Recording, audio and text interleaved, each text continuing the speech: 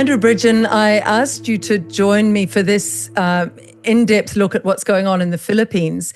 A friend of mine, Tanya Lat, welcome Tanya, is here. She is a lawyer up in the Philippines who reached out to me with research that they've been doing. And Sally Clark, who is an analyst of the data, is also joining us from the Philippines. So Tanya, perhaps you could just begin by telling me about the group you're involved with and what you are looking at. Yes, so good day, Liz and Andrew. Thank you for having us. Sally and I are part of a group called Lunas Pilipinas. It is a movement that has emerged from the COVID pandemic. We started out as a group of unvaccinated patriots who were speaking out against the mandates and also expressing concern about the fate of the vaccine injured. So we've been trying to raise awareness about the effects of the vaccine and also trying to explore ways by which the vaccinated can be healed of the adverse effects. And so recently we were connected to a number of health professionals who've been treating vaccinated patients very quietly, but with very effective methods, it appears. And they've been examining the blood and the tissue of the vax injured. And in a nutshell, they're discovering nanobots, nanotechnology in blood samples, tissue samples, and even in tissue that's been sitting in a jar of formalin for 6 months already. Even in the tissue of people who are in effect dead, you're talking, yes. You're saying? The nanobots are still blinking. Blinking? What do you mean by that? Describe for us the nanobots. What, for people who've never heard of this before, what are you meaning when you talk about nanobots? So basically they've discovered little blinking lights in tissue samples, in blood samples. And it's very apparent because it uses dark field microscopy. And it's very evident from the dark field. You can see the lights. And so it makes you wonder, ordinary blood samples aren't supposed to have blinking lights. But there they are. They're little dots. They move across the slide and they're blinking. And in the samples of vaccinated people, there are greater concentrations of these blinking lights. And they live beyond the body's life. Even if the body dies, they continue. Yes, apparently. So this was brain tissue that had been sitting in a jar of formalin for 6 months. They took it, and there were still those blinking lights, despite it being dead tissue. Tanya, have you taken this to the authorities in the Philippines? How high has this information gone? We haven't taken it up yet because we feel that this is very explosive and we want to handle it properly, which is why we approached you and Andrew, because we'd like to perhaps, we think we should do a big global expose because that way it's going to be harder to suppress. But if it's privately done, it can be censored, we can be canceled, people could be rubbed out. And we're never heard from again, and we want to prevent that. Sally Clark, could you just tell Andrew and me your role in all of this? What is your background? What is your role? And thirdly, what have you seen? I am Sally Clark. I have been resident in the Philippines for 26 years, and I have been looking at this data out of personal interest since 2021. And thank you for inviting me here today to present. So what I will be doing is talking to you about vital statistics as a way of looking at the population health outcomes over the pandemic years. So what I'm presenting to you, this is concrete unbiased data. I'm looking at patterns of birth and deaths. And this is an excellent reflection of the overall health of the population. If your births are stable and your deaths have gone down, your population is healthy. If your deaths have somehow gone up all of a sudden, there is something gone wrong. So sudden changes would be due to a natural disaster of some sort. It could be war, it could be famine, it could be severe illness, or it could be societal disruptions. So we need to consider that as we look at the data. The data that I have used is all public domain data. This is data from the Philippine Statistics Authority, which they release in regular monthly reports, which may or may not be regular. The Department of Health data is from the Department of Health public tracking data on COVID-19 vaccination and COVID-19 cases. I haven't done any manipulation of the data. all of the data is only presented visually for easy understanding. I have not even done statistical analysis of these data. You need to know that the data for 2021, 2 and 3 are all still incomplete. This means that the deaths that I present will still increase, and it means that the births will also increase. However, you will already see that there are very concerning patterns that will emerge. Okay, I've been living in the Philippines for 28 years. My background is medical science and occupational therapy, but I work as an engineering manager in the Philippines. And during the pandemic under lockdown, I became very interested in population vital statistics and how that would be reflected by what was happening during the pandemic. So I started monitoring vital statistics. I was monitoring all of the vaccine data, the Philippines FDA adverse reaction database. I've also been looking, some of our adverse reactions are also reported to the VAD system. So I've been linking up all of this data. And then as I became interested, I also expanded my interest across Southeast Asia. I've been looking at Hong Kong, Macau, Singapore, Malaysia, Australia. And when people ask me to look at something else, I'll look at that. I've just looked at Jamaica's and Canada's data. All right. I see myself as a support person with a technical background.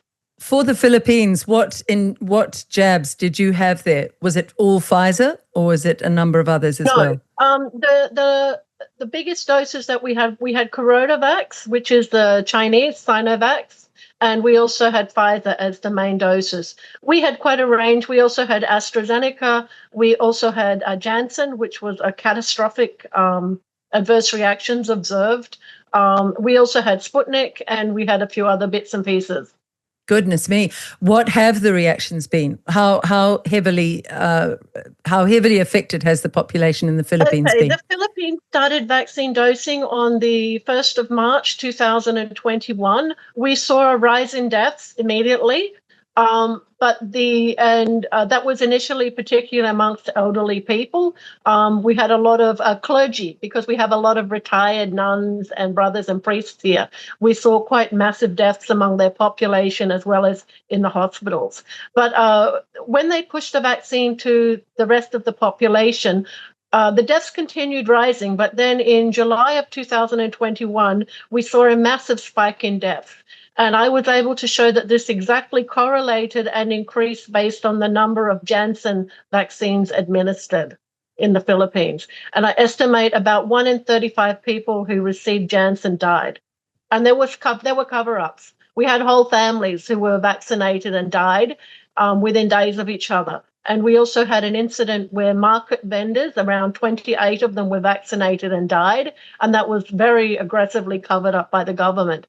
So we're quite cautious about approaching government figures here, because we don't think they will take us seriously.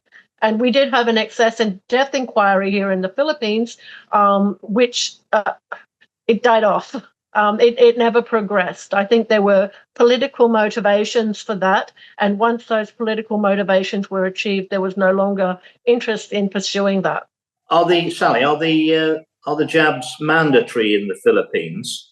And of course, the Janssen jab is the same technology as the AstraZeneca and the Covivax.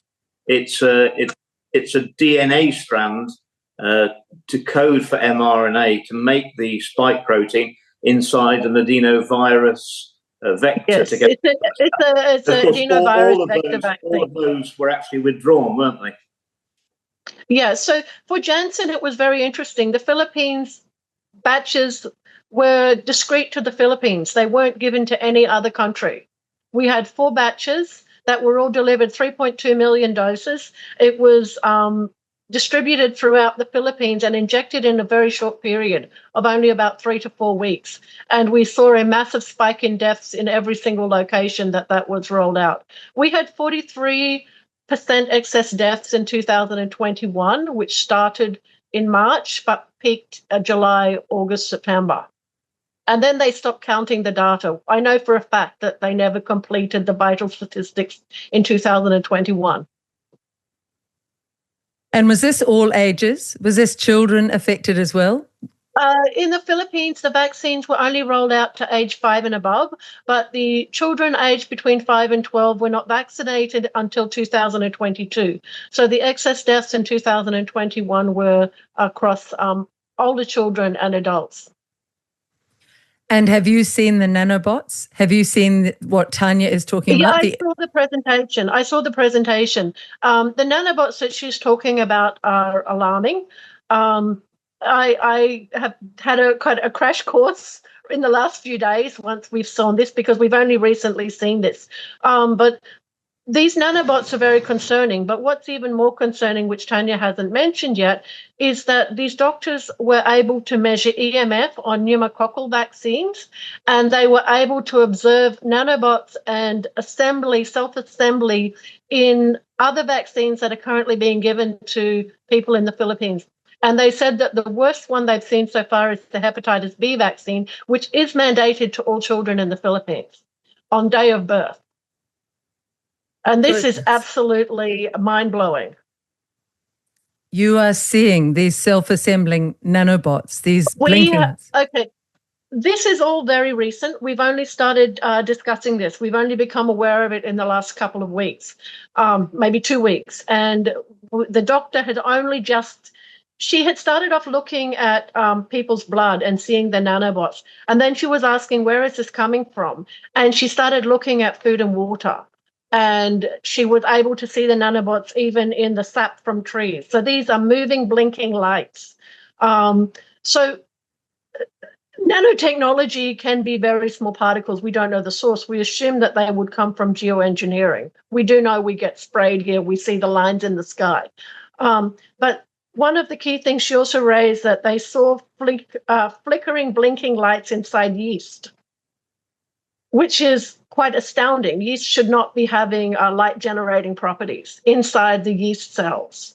And then the next thing we saw, which would have to indicate that the yeast are being incubated and grown in coordination with nanotechnology, which is then spread to the population this way, because bread is a staple.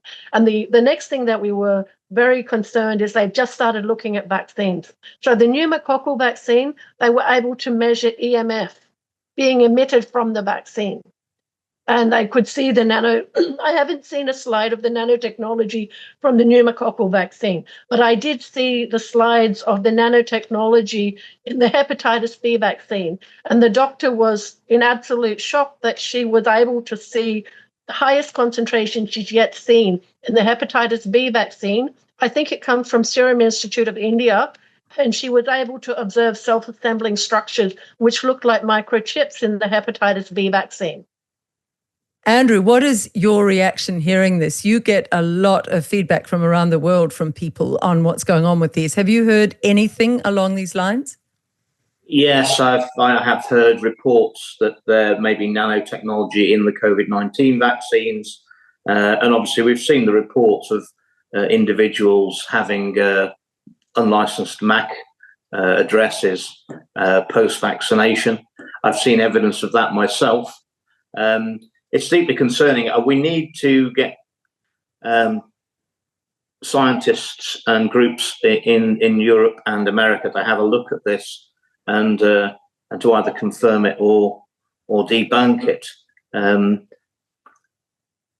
It is very concerning, especially when you start coupling it up from what we're hearing about the EMF, and obviously Robert Kennedy Jr. is doing an investigation into the effects of EMF on children and their development. These are huge concerns. And then, Andrew, you have Keir Starmer admitting openly, after years of saying it was conspiracy theorists, made up stories that there's geoengineering. He's now openly, blatantly saying to Britons that you will have the sun dimmed, which is a full admission. It's not just Keir Starmer.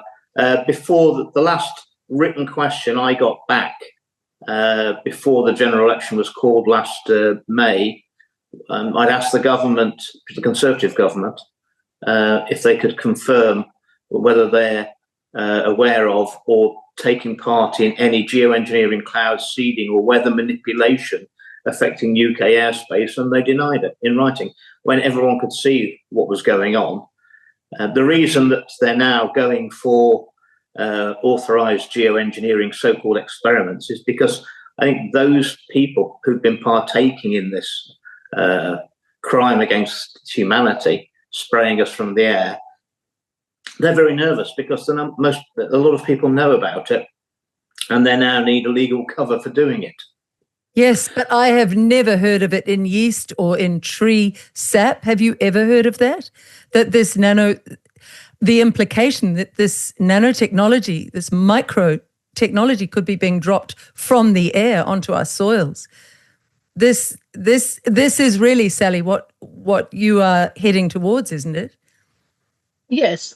So just as a background, the Philippines stopped administering COVID vaccines in 2023. We ran out of donated products, so there is no more available in the Philippines. So, conceivably, if there was an ongoing project to administer these nano products, maybe they look for another way to deliver them in the Philippines via other vaccines, which are mandatory here. So we had a presentation, it's on X. During that presentation, we didn't bring up the hepatitis B vaccine. The doctor did show the EMF on the pneumococcal vaccine, but we asked her not to talk about the vaccines yet because it's too explosive. We need to decide what to do with it before we move forward. What is the qualification of the doctor? How specialized is she? Is she a GP or is she more specialized? She's 34 years old. She is an MD. She's doing a specialization in family medicine, and she's done official training in dark field microscopy. Tanya, as a lawyer, what and how many other lawyers in your group are there? But what are the reactions of the legal side of your team, Tanya?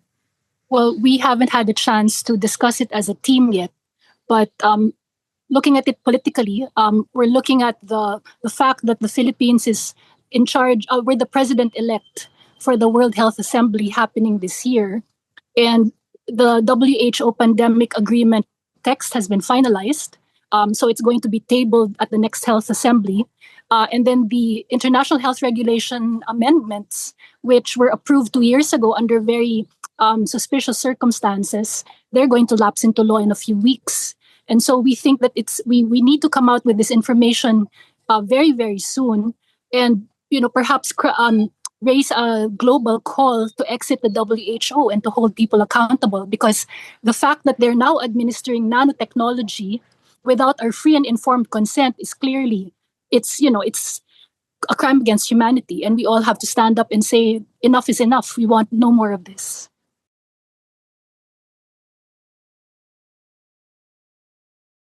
So the nanobot technology, Tanya, I just want you to describe it a little bit more. There is research, isn't there, from a Dr. Young Mai Lee and Dr. David Brody, is that right, from the Okinawa Christian University. Can you tell me a little bit more about that? Are you aware of that? Well, this is a recent publication that was just brought to my attention just a few hours ago, actually.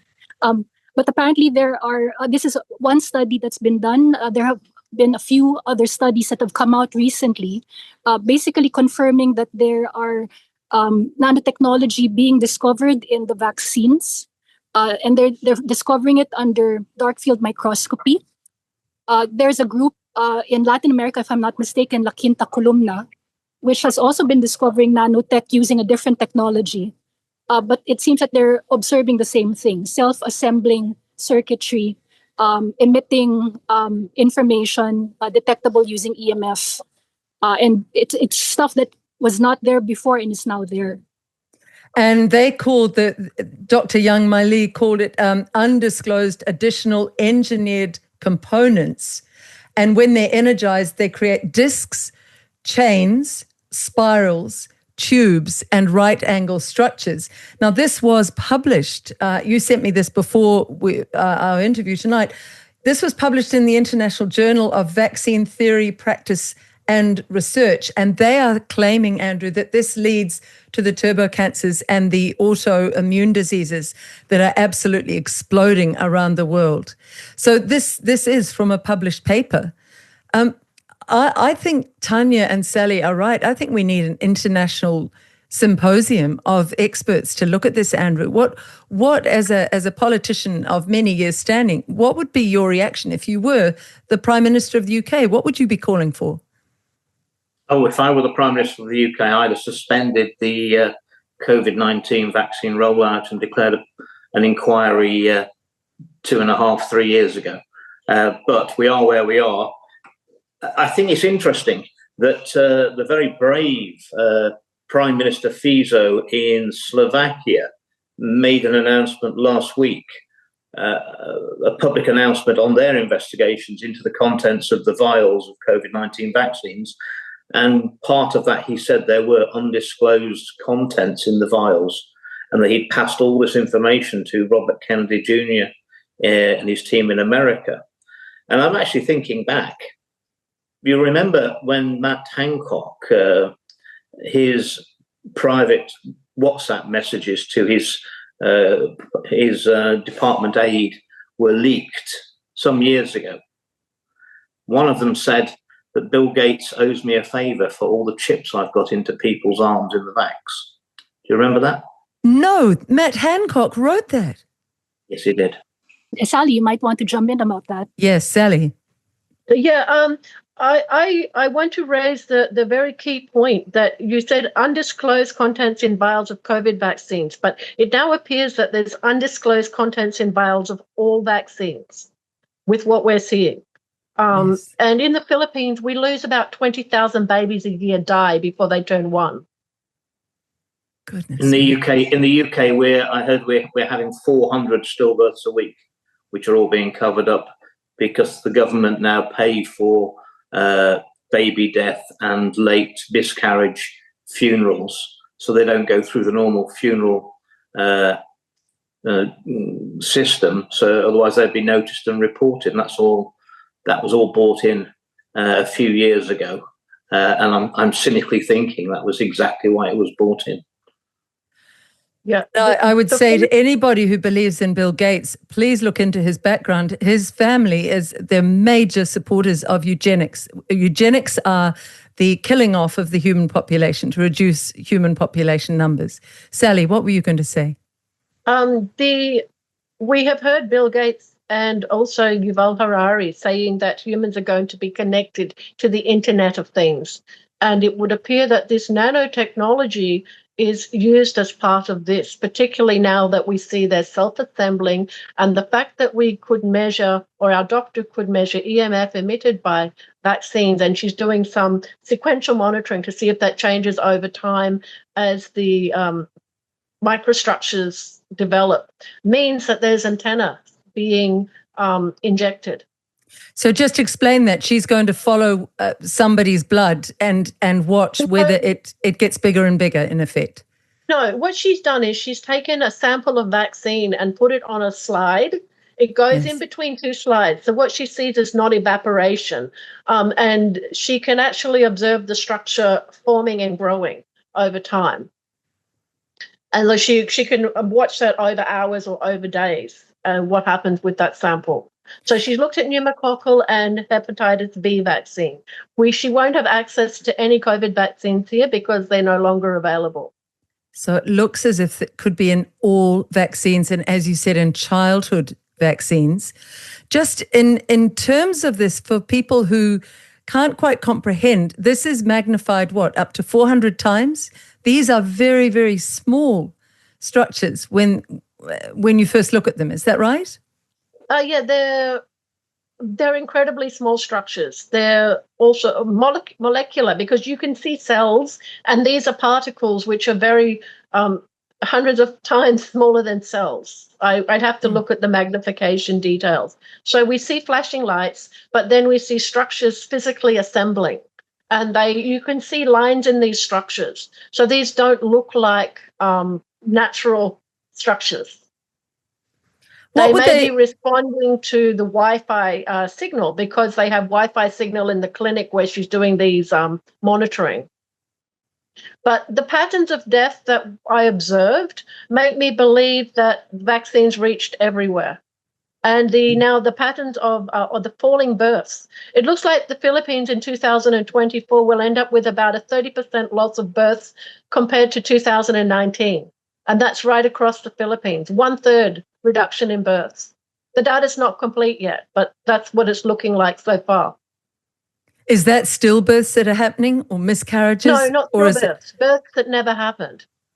Yeah, so we also have people losing their babies and babies dying soon after birth. Andrew, what were you saying then? There's also actually there's a loss of fertility. So conceptions are not happening because of loss of fertility around the world, it would appear. We're seeing the same in the UK. I mean, it was what the World Economic Forum, Klaus Schwab, they want to reduce world population. Well, it's amazing that after the rollout of the jabs in the UK, we had the first year since the Black Death when our population, well, apart from the wars probably, where our population dropped. Our population has been dropping since in the UK. Our indigenous population has been dropping since 2022. And Tanya, you mentioned people are dropping around you. Just tell us more about that. Are you seeing a lot of an explosion of cancers? We're seeing huge numbers of cancers in New Zealand. What are you seeing in the Philippines, Tanya? Same here. There's a lot of turbo cancers happening, a lot of heart attacks. A couple of weeks ago, there was a photojournalist who died, and it caused quite a stir in the media industry because he was 34. He was very healthy. He was a biker, and that he suddenly just dropped dead. And people knew that he was vaccinated. Also, we're seeing more and more young people being diagnosed with myocarditis, people having strokes, and more and more children dying, as Sally mentioned. Sally, we also have evidence of this idea of the Internet of Bodies that has come out of the WEF and the UN. Do you think in this study, those two doctors who did that critically acclaimed study have said this nanotechnology could very much point to this being part of the plan of the Internet of Bodies, where everybody is trackable and traceable from within? Have you read anything about that, or have you been discussing that in the group you've been part of? Not in much detail, but we're aware of that. And one very concerning thing raised by Penny, she works with Dr. Isha, who we has been doing the observations. She feels that people are not thinking their own thoughts. And she's particularly referring to young people who are suddenly suicidal. So there may be an aspect of without having a clear reason for that, there may be an aspect of control, of overt control of how people think, because we see people are so completely blind, unable to even conceive that there's anything wrong. It has to be implicated. It's not normal to have inanimate particles in the human body interfering with your cellular mechanisms. I think this needs to go right to the top of the American administration, Andrew. I think it needs to go to RFKJ and J. Battacharya and to Trump himself. These seem to be inordinately dangerous vectors, don't they, Andrew? I think they do. We can get it to Jay, can't we? We can get it to Dr. J. Battacharya at the NIH, and he can get some of his top people on it. There's another maybe related topic that I don't know if you're aware, but there seems to be mass depopulation happening in China, and it's being spoken about as if it is not real. But I have been in China recently. There's no people there. I have a staff member who just came back from a conference in China, absolutely blown out of his mind. There were hardly any Chinese. We're seeing empty cities. So this everything is sparkling and seems to be working, but there's no people. And this is for another discussion, but this is going to be globally catastrophic if China's population has collapsed. And I cannot say it has, but there's something wrong in China. And remember, they rolled out the 5G everywhere. Sally, this is extraordinary. What about other parts of Asia? Tell us what you're hearing from all those other countries you listed. Okay. I've been monitoring the mortality across Asia. So I looked at Macau is already, it's about to hit negative population growth. Hong Kong has lost around 90,000 natural population since the pandemic. Singapore and Malaysia still have positive population growth. Taiwan is catastrophically negative and dropping rapidly. So Malaysia's births are dropping, their deaths are rising. So I have summary data across the countries in this region that I've been monitoring. And every time there's a new data release, I have been monitoring what happens with the births and the death. And as I said, it correlates with the rollout of boosters for the higher socioeconomic countries. And for Philippines, it was the original rollout that was catastrophic. And births in all of those countries, are they showing the same pattern you're seeing in the Philippines? Yeah, catastrophic drops. Births are plummeting everywhere. We're looking at population collapse, and I'm trying to shout, and no one is listening. We are listening. No one is listening yet, but it's catastrophic, and it has to get out there somehow. We are listening. And just tell me, are there any countries which are not showing excess deaths above what would normally be expected? Not that I'm aware of. I mean, I haven't looked at African countries because I can only look at countries where the population data is public domain. But you're seeing excess deaths in every country, evidence everywhere of that. That I've looked at. I mean, this is similar. Dennis Rancourt, he's done a lot of data analysis. He sees that. And I feel that the deaths are accelerating again now. It's stabilized. It was a bit better in 2023, but it's worse now. Tanya, when you reached out to me, what were you most reeling from? Is it this or what you were seeing from the evidence under the microscope? What is causing you? There are so many layers of shock to this, aren't there, Tanya? Yes, indeed. For me, what was most urgent was the finding that the nanotech seems to be everywhere.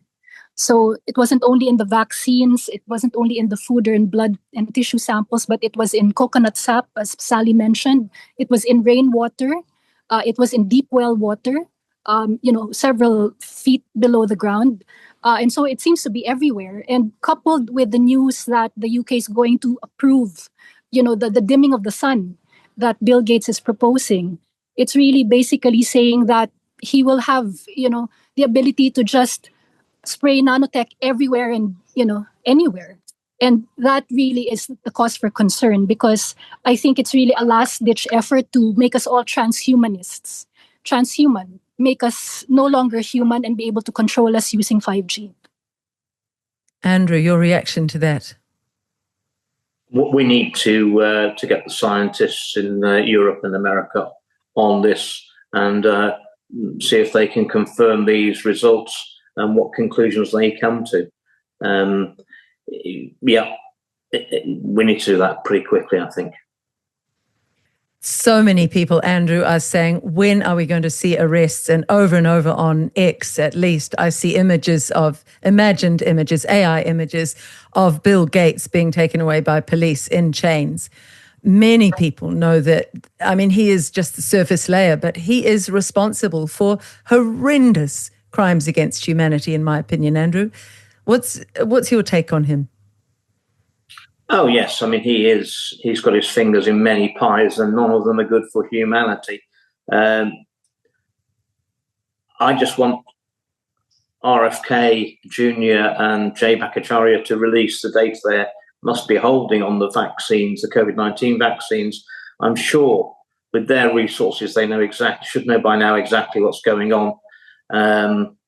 I think they're actually just managing a controlled release. Jay's only been in there since the 1st of April.